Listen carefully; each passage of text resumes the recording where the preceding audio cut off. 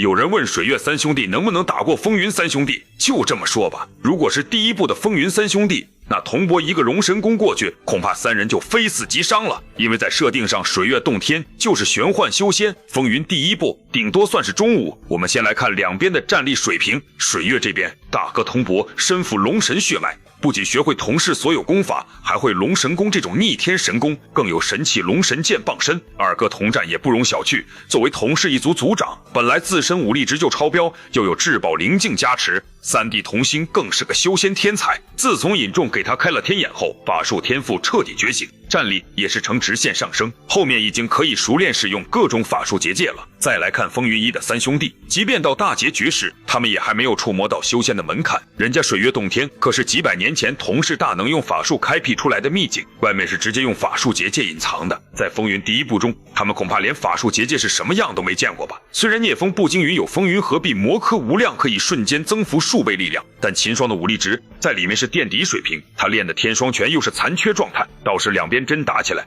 同心一个法术先把他罩住，然后铜箔一个龙神功就可以把他瞬秒。接着就是三兄弟大战风云两兄弟，3打2，结果根本不用想。但如果是风云第二部，整个风云世界的层次已经向玄幻修仙推进了，像帝释天这些活了2000多年的大佬都陆续登场。可即便这样，风云兄弟还是略逊同氏三兄弟，因为首先秦霜在第一部里已经嘎了，在战力就是3打2，风云兄弟很吃亏。还有你看风云在帝释天面前基本都是被碾压的水平，而水月洞天里的大反派尹仲，论压迫感和武力值丝毫不弱于帝释天，况且人家在设定上还是不死不灭，就连地狱岩浆都毁灭不了他。就这种恐怖程度，铜箔一个人就能和他五五开，更别提还有法术同心和灵镜童站在一旁策应了。所以即便是第二部中的风云兄弟，还是碰死不了水月三兄弟，到了风云第三部时就可以碰一碰了，因为后面大日如来、女娲这些都出来了。论战力层级，风云已经是修仙水平了，这个时候大家等级平等，再加上风云的特效比水月洞天表现力强不少，所以第三部的风云应该可以逆风翻盘了。